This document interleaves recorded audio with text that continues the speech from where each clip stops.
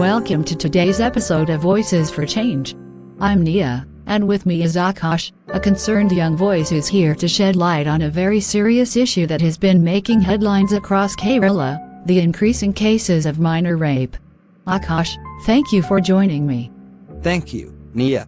It's an uncomfortable but extremely important topic to discuss. I'm glad we're talking about it. Absolutely. It's crucial. Kerala, known for its high literacy rates and progressive outlook, has unfortunately been witnessing a disturbing increase in the number of sexual assault cases involving minors.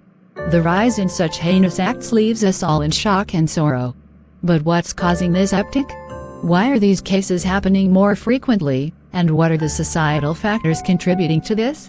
That's the big question, isn't it?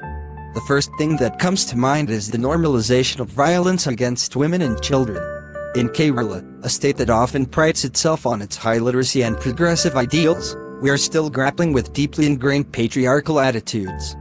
Despite all the progress, women and children often face violence, and the mindset that these individuals are objects of control or ownership still prevails. Yes, you're right, Akash. It's heartbreaking. I've seen reports where minors, both girls and boys, are being abused.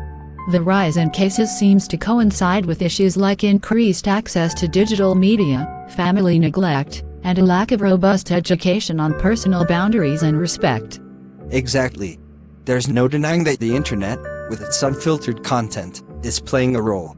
Young minds are exposed to inappropriate material, which distorts their perception of relationships and boundaries. But the problem goes deeper. It's about a systemic failure in teaching children and society about healthy relationships and respect. Schools, families, and communities need to be more proactive in educating children and teenagers on these crucial topics. It's so important to have conversations like these, especially with young people. The silence around sexual violence often protects the perpetrators. When minors don't know how to identify abuse, or worse, when they feel they can't speak up, it only continues to perpetuate the cycle. And that's why both education and awareness are so important. Absolutely.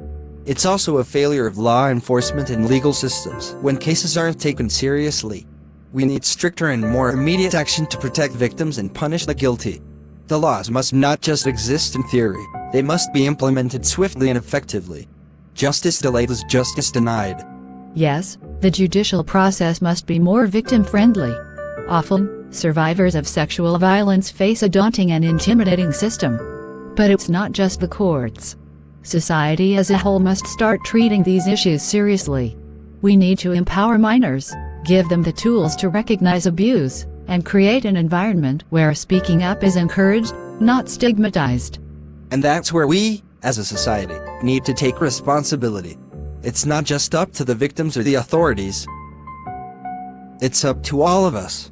We need to ensure that everyone, especially children, know that they are not alone.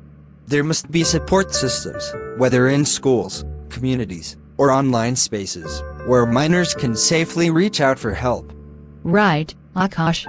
But I also want to bring in one more crucial point, the role of men and boys in this conversation.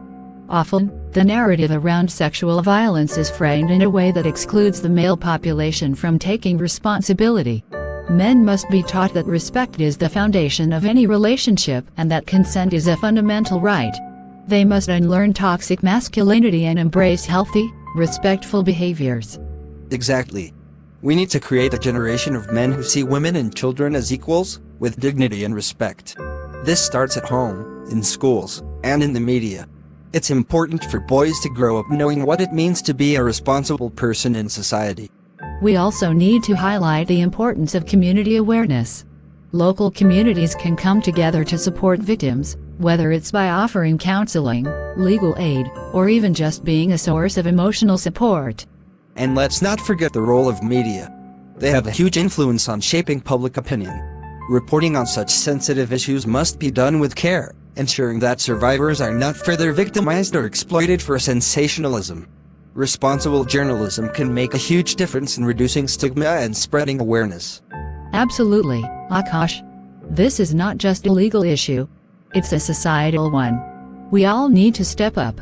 As a community, as a state, and as a nation. Only then can we hope to create a safer world for our children. I agree. It's not just about stopping these crimes.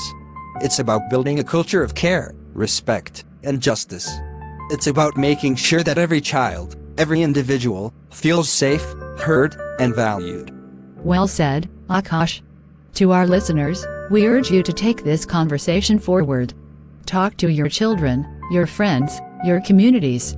Stay aware, stay supportive, and let's work together to make Kerala, and the world, a safer place for everyone.